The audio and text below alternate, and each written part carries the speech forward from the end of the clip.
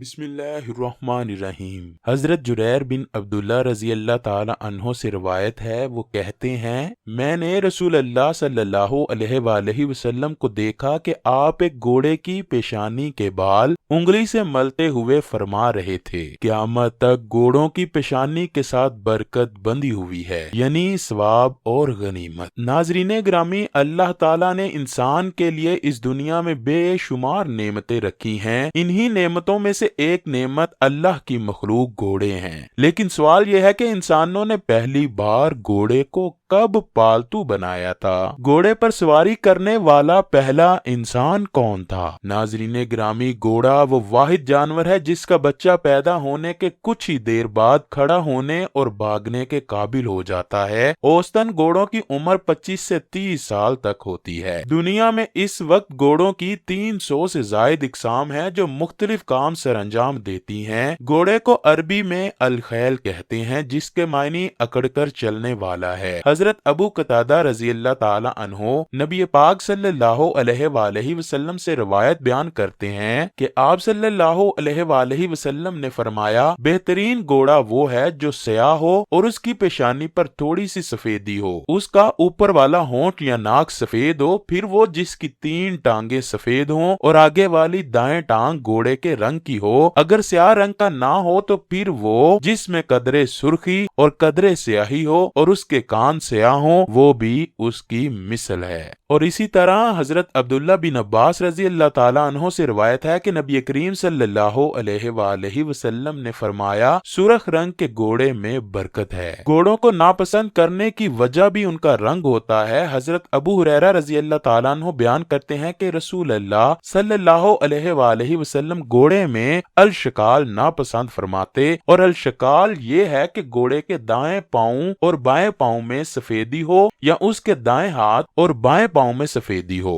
آپ کو یہ جان کر حیرانی ہوگی کہ گھوڑے کے جسم میں عموماً 205 ہڈیاں ہوتی ہیں۔ انسان اور گھوڑے کے ڈھانچے میں ہنسلی کی ہڈی کا فرق ہوتا ہے۔ گھوڑوں میں یہ ہڈی نہیں ہوتی اور اگلی ٹانگیں براہ راست ریڑھ کی ہڈی سے جڑی ہوتی ہیں۔ گھوڑے کی ٹانگیں اور سم بھی منفرد ہیں۔ 500 کلو وزنی ایک گھوڑا عموماً 7 سے 11 کلو تک خوراک اور 38 سے 45 لیٹر تک پانی پی لیتا ہے۔ گھوڑے جگالی نہیں کرتے اور نہ ہی الٹی کر سکتے ہیں، اسی وجہ سے گھوڑوں میں کولنج موت کی عام وجہ ہے۔ گھوڑے 350 زاویے سے زیادہ دیکھ سکتے ہیں۔ مسلمان ہونے کے ناطے ہمیں گھڑ سواری سیکھنی چاہیے اور گھوڑے پالنے کا شوق رکھنا چاہیے اور اس کی ترغیب بھی دینی چاہیے۔ اللہ تعالیٰ کا فرمان ہے، تم ان کے مقابلے کے لیے اپنی طاقت بر قوت کی تیاری کرو اور گھوڑوں کے تیار رکھنے کی کہ اس سے تم اللہ کے دشمنوں کو خوف زدہ رکھ سکو، اور ان کے سوا اوروں کو بھی جنہیں تم نہیں جانتے اللہ انہیں خوب جان رہا ہے۔ جو کچھ بھی اللہ کی راہ میں صرف کرو گے وہ تمہیں پورا پورا دیا جائے گا اور تمہارا حق نہ مارا جائے گا۔ ناظرین گرامی، نبی کریم صلی اللہ علیہ وآلہ وسلم کی اس حدیث کو سامنے رکھتے ہوئے کہ گھوڑوں کی افزائش پر توجہ دینی ہوگی اور گھڑ سواری خود سیکھ کر اپنے بچوں کو اس کی ترغیب دینے کی ضرورت ہے۔ حضرت ابو ہریرہ رضی اللہ تعالیٰ عنہ بیان کرتے ہیں کہ رسول کریم صلی اللہ علیہ وآلہ وسلم نے فرمایا، جس شخص نے اللہ پر ایمان لاتے ہوئے اور اس کے وعدے کو سچا جانتے ہوئے اللہ کی راہ میں گھوڑا باندھا تو اس کی شکم سیری اور سیرابی، اس کی لید اور اس کا پیشاب روز قیامت اس کے میزان یعنی نیکیوں کے پلڑے میں ہوں گے۔ اللہ اکبر۔ اسلام نے بھی گھوڑوں کی اہمیت اور افادیت کو تسلیم کرتے ہوئے اسے پالنے کی ترغیب دی ہے۔ گھوڑوں کی اہمیت کا اندازہ اس بات سے لگایا جا سکتا ہے کہ قرآن مجید میں اللہ پاک نے گھوڑوں کی قسم کھائی ہے۔ اللہ پاک یوں فرماتا ہے، قسم ہے ان گھوڑوں کی جو پھنکارے مارتے ہوئے دوڑتے ہیں، پھر اپنی ٹاپوں سے چنگاڑیاں جھاڑتے ہیں۔ صحیح مسلم شریف میں حضرت ابو ہریرہ سے مروی ہے کہ نبی کریم صلی اللہ علیہ وآلہ وسلم ایک قبرستان میں گئے۔ آپ صلی اللہ علیہ وآلہ وسلم نے دعا کرنے کے بعد فرمایا کہ مجھے ایک اختیار حاصل ہے کہ میں اپنے بھائیوں کو دیکھوں۔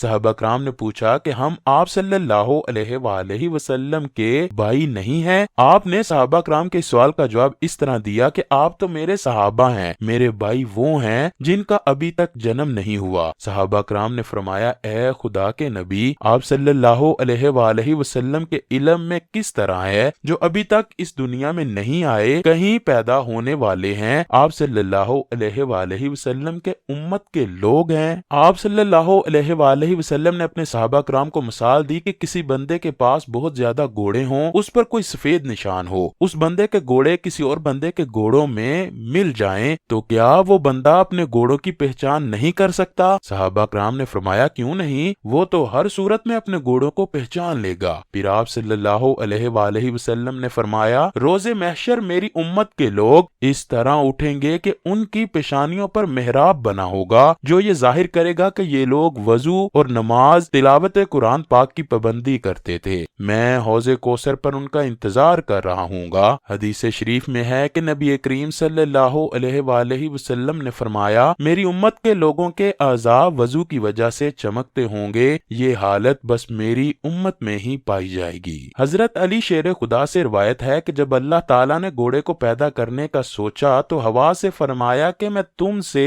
ایسی مخلوق کو پیدا کرنے والا ہوں جو میرے دوستوں کی ہمت اور بہادری اور دشمنوں کے لیے ذلت کا نشانہ بنے گی، جو میرے نیک بندے ہیں ان کے لیے خوبصورت سواری ہوگی۔ تو ہوا نے جواب دیتے ہوئے کہا، اے میرے مالک، آپ تو مالک ہیں، جو چاہے کر سکتے ہیں، آپ جو چاہے پیدا فرما دیں۔ پھر اللہ پاک نے ہوا سے گھوڑے کو پیدا فرما دیا۔ اللہ نے گھوڑے کو عربی النسل پیدا کیا اور اس کی پیشانی کو گرا دے کر باندھ دیا۔ اللہ تعالیٰ کے آخری نبی صلی اللہ علیہ وآلہ وسلم نے فرمایا کہ جب گھوڑوں کو زمین پر اتارا گیا تو گھوڑے کو فرمایا گیا کہ میں تیری آہٹ سے دشمنوں کے دلوں میں خوف پیدا کر دوں گا، لوگ تیرے اوپر بیٹھ کر اپنے دشمنوں سے لڑیں گے اور اپنے دشمنوں کی گردنوں کو اڑائیں گے۔ نبی کریم صلی اللہ علیہ وآلہ وسلم نے فرمایا، جب اللہ پاک نے زمین پر چار پائے والی مخلوق کو پیدا کر کے حضرت آدم علیہ السلام کے سامنے پیش کیا اور فرمایا کہ جو جی کرتا ہے ان میں سے رکھ لو، حضرت آدم علیہ السلام نے گھوڑے کو پسند کیا تو اللہ پاک نے فرمایا، اے آدم، تو نے گھوڑے کو پسند کر کے اپنے لیے اور اپنی آل اولاد کی عزت کو چن لیا۔ آئیے اب اس سوال کی طرف چلتے ہیں کہ اس جانور کو سب سے پہلے پالتو کس نے بنایا؟ روایات میں ہے کہ سب سے پہلے گھوڑے پر حضرت اسماعیل علیہ السلام نے گھڑ سواری کی۔ حضرت اسماعیل علیہ السلام کے گھوڑے پر سواری کرنے سے پہلے گھوڑے وحشی ہوا کرتے تھے۔ جب اللہ تعالیٰ نے حضرت ابراہیم علیہ السلام اور حضرت اسماعیل علیہ السلام کو خانہ کعبہ بنانے کا حکم دیا اور فرمایا کہ تم کو ایک ایسے خزانے سے نوازتا ہوں جو تم کے لیے ہی رکھا تھا، اس کے بعد حضرت ابراہیم علیہ السلام پر وحی نازل ہوئی اور فرمایا کہ اجیاد پہاڑ پر جاؤ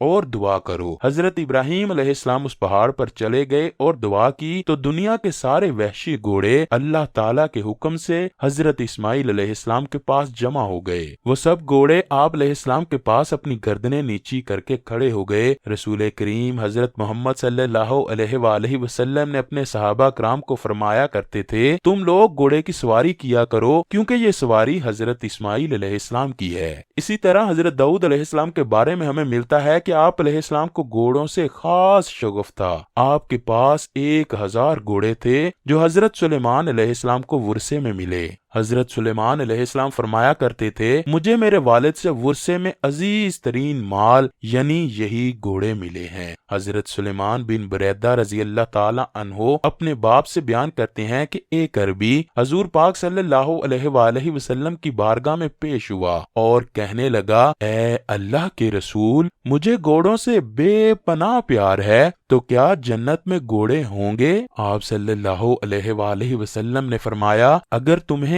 اللہ پاک نے جنت میں داخل کیا اور اگر تم چاہو گے کہ سرخ ہیروں والے گھوڑے پر تم سواری کرو اور وہ جنت میں تمہیں لے کر جہاں چاہے اڑے گا تو ایسا ضرور ہوگا۔ اللہ تعالیٰ سے دعا ہے کہ وہ ہمیں جانوروں کے ساتھ محبت و پیار کرنے کی توفیق عطا فرمائے۔ اے اللہ پاک ہمیں کافروں کے خلاف جہاد کرنے کی توفیق اور ہمت عطا فرما۔ آمین ثم آمین۔ کمنٹ سیکشن میں آمین ضرور لکھیے گا۔